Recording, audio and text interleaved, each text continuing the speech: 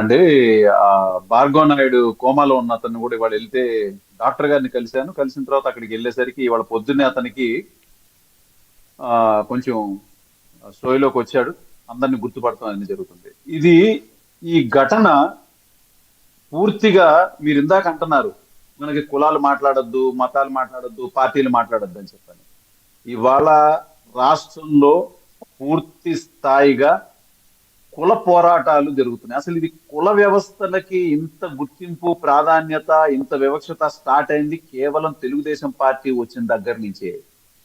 Telugu Desam party అనేది రాజకీయాల్లోకి మొదలైన తర్వాతే కులాల మధ్య చిచ్చు పెట్టి ఒకళ్ళనొకళ్ళని అంటే విభజించి పాలించు అనే సిస్టమే స్టార్ట్ అయింది. అది ఇక రాను రాను రాను రాను ఆ వేసినటువంటి ఆ విత్తనం ఇవాళ పెద్ద మానైపోయింది.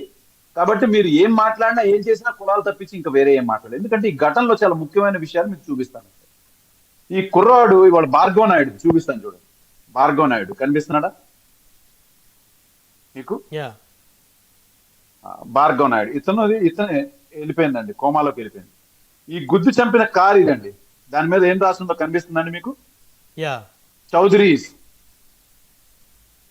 ఈ విధంగా వాళ్ళు పెట్టుకుని కులాలని పెట్టుకుని మీరు మమ్మల్ని ఏమీ చెయ్యలేరు, పార్టీ మాది, మీరు ఏమీ చేసింది లేదు, మీ నాయకుడు కూడా ఏం చేసింది లేదు అని చెప్పి. ఎందుకంటే ఈ కుర్రోళ్ళందరూ కూడా జనసేనకు పనిచేసినటువంటి వాళ్ళు.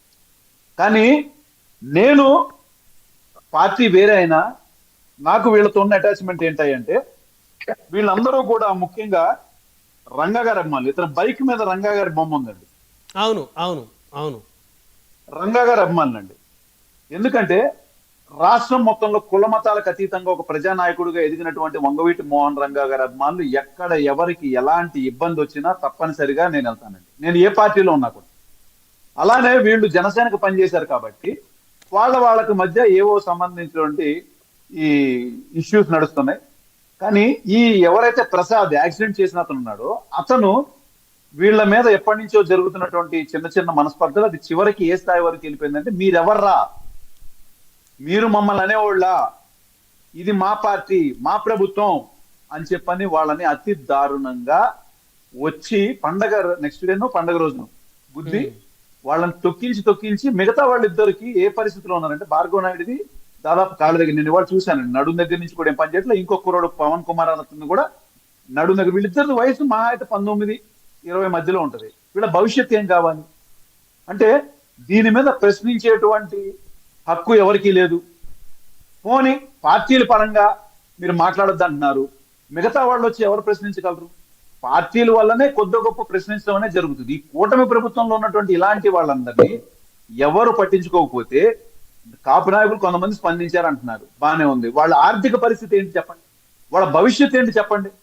అసలు ఏంటి వీళ్ళకి అధికారాన్ని వస్తే వీళ్ళ మీద ఎవరి మీద కూడా అంటే కమ్మ సామాజిక వర్గం అంటే నేను పేరెత్తుతున్నాను కదండి, వాళ్ళు రాసుకుని మమ్మల్ని ఎవరు మీరు ఏం చేయలేరు, ఈ పార్టీ మాది, ఈ అధికారం మాది. మరి జనసేన వాళ్ళందరూ ఏం చెప్పుకుంటున్నారు? ఆఖరికి వాళ్ళ పవన్ కళ్యాణ్ గారు కూడా ఏం చెప్తున్నారండి, గెలిచిందే మా వల్ల అంటున్నారు. మరి గెలిచింది మీ వల్ల బానే ఉంది, మరి మీకు ఎక్కడ గౌరవం దక్కుతుంది?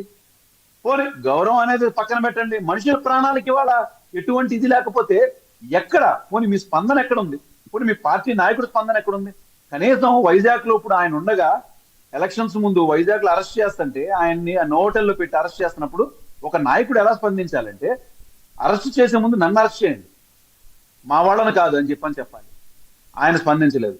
రాయపాటి అరుణ అధికార ప్రతినిధిని ఈ కూటమి ప్రభుత్వంలో ఉన్నప్పుడు తెలుగుదేశం వాళ్ళు కొట్టారు, స్పందించలేదు. ఇక ఇలా తీసుకుంటూ పోని ఇతను చిన్న వ్యక్తి అనుకుందామండి, ఈ భార్గవ్ నాయుడు వీళ్ళందరూ పార్టీలో పనిచేసిన చిన్న వ్యక్తులు, పవన్ కళ్యాణ్ గారి స్థాయి స్పందించేంత కాకపోయినా తీసుకుందాం పోని.